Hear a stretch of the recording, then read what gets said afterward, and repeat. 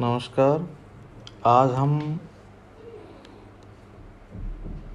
BA part third के second paper की बात करेंगे, जिसका नाम है एनवायरमेंटल ज्योग्राफी या पर्यावरण भूगोल।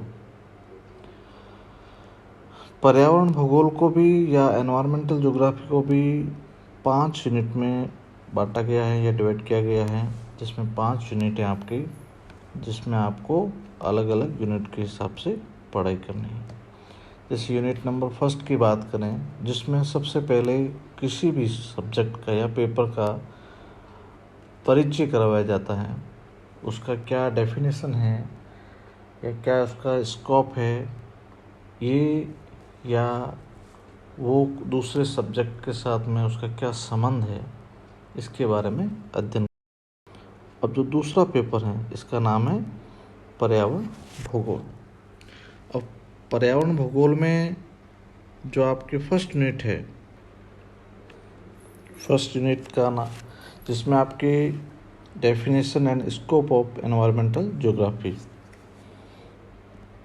Definition and scope of environmental geography, पर्यावरण भूगोल की परिभाषा क्या है और इसका विषय क्षेत्र क्या है, स्कोप क्या है इसका, जिसके बारे में अध्ययन करना है। इसके बाद में it's relationship with other subjects, पर्यावरण भूगोल का अन्य विषयों से क्या संबंध है, इसके बारे में अध्ययन करना है। अब इसके बाद में आपका एलिमेंट्स ऑफ एनवायरमेंट्स, पर्यावरण के तत्व क्या है। फिर मैन एनवायरमेंट रिलेशनशिप, मानव तथा पर्यावरण का संबंध क्या है। Persistence and quality of environment, पर्यावरण अवबोध एवं गुणवत्ता की बात करते हैं इसमें। तो ये यूनिट नंबर फर्स्ट है। अब सेकंड यूनिट की बात करते हैं, इकोलॉजी, पारिस्थितिकी। दूसरा जो आपका यूनिट है किससे शुरू हो रहा है, इकोलॉजी से। अब इकोलॉजी क्या डेफिनेशन है, उसका अर्थ क्या है, स्कोप विषय क्षेत्र क्या है, एंड टाइप्स प्रकार क्या हैं।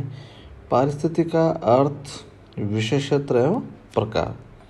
इसके बाद में इकोसिस्टम, पारिस्थितिक तंत्र, फिर उसका मीनिंग क्या अर्थ है, टाइप्स और कंपोनेंट्स। अब इकोसिस्टम या पारिस्थितिकी तंत्र के क्या अर्थ है, उसके प्रकार क्या है और उसके घटक क्या है। फंक्शनिंग, क्रियाशीलता, प्रोडक्टिविटी, उत्पादकता एंड स्टेबिलिटी, स्थायित्व। ये ecosystem, meanings, types, components, functioning, productivity and stability. पारिस्थितिक तंत्र का अर्थ, प्रकार, घटक, क्रियाशीलता, उत्पादकता और स्थायित्व। इसके बाद में आता है जियो बायो केमिकल साइकिल्स, भू जैव रसायन चक्र। जियो बायो केमिकल साइकिल, भू जैव रसायन चक्र, जिसमें आपके water, carbon, nitrogen and oxygen के बारे में आपको पढ़ना है कि भू जैव रसायन चक्र, जिसमें जल चक्र, कार्बन चक्र, नाइट्रोजन चक्र और ऑक्सीजन चक्र के बारे में अध्ययन करना है।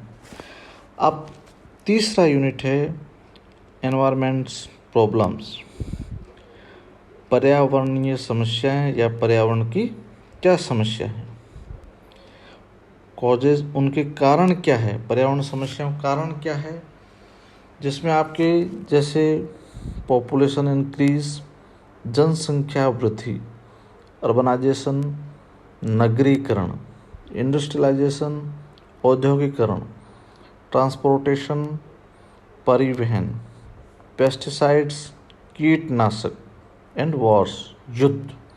ये जो एनवायरनमेंट की प्रॉब्लम्स हैं, उनके क्या प्रमुख कारण हैं। एनवायरमेंटल पॉल्यूशन, पर्यावरण प्रदूषण, जिसमें मुख्य रूप से आपको air, water, soil and noise, वायु, जल, मृदा एवं ध्वनि प्रदूषण। फिर उनको नियंत्रण हेतु क्या उपाय किए जा सकते हैं, मेजर फॉर कंट्रोल। तो तीसरा यूनिट क्या हो गया, एनवायरमेंट्स प्रॉब्लम्स के बारे में। अब चौथा यूनिट आपके हैं या यूनिट नंबर 4, एनवायरमेंटल हैजार्ड्स, पर्यावरणीय संकट या पर्यावरण संकट क्या क्या है, जैसे ओजोन डिप्लेशन, ओजोन परत का क्षय होना, ग्रीन हाउस इफेक्ट, हरित गृह प्रभाव, El Nino, global warming, acid rain, अम्लीय वर्षा, फ्लड्स, बाढ़, ड्रॉट्स, सूखा, वोल्केनोज, ज्वालामुखी, अर्थक्वेक्स, भूकंप, लैंडस्लाइड्स, भूस्खलन, कोलैप्स ऑफ बिग डैम्स, बड़े बांधों का ढहना या उनका टूटना। और फिर health hazards and energy crisis, स्वास्थ्य आपदाएं और ऊर्जा संकट, ये प्रमुख रूप से एनवायरमेंटल हैजार्ड्स हैं जिसके बारे में आपको पढ़ना है। ये मुख्य रूप से आपको दिए गए हैं। फिर आपको स्वास्थ्य में क्या आपदा हैजार्ड्स, हेल्थ हैजार्ड्स एंड ऊर्जा संकट, विश्व के संदर्भ में एनर्जी क्राइसिस का क्या रोल है, इसके बारे में आपको अध्ययन करना है। अब यूनिट नंबर 5 या इकाई number 5, ecological basis of environmental management, पर्यावरण प्रबंध के पारिस्थितिक आधार, ecological basis of environmental management, पर्यावरण प्रबंध के पारिस्थितिक आधार। अब सस्टेनेबिलिटी ऑफ ह्यूमन इकोसिस्टम, मानव पारिस्थितिक तंत्र की सुदृढ़शीलता, कंजर्वेशन ऑफ नेचुरल रिसोर्सेज, प्राकृतिक संसाधनों का संरक्षण, जिसमें आपको देखो soil, water, forest, minerals and energy, मृदा, जल, वन, खनिज और ऊर्जा, कंजर्वेशन ऑफ नेचुरल रिसोर्स। इसके बाद में जो आपका है international efforts on environment management, पर्यावरण प्रबंध के अंतर्राष्ट्रीय,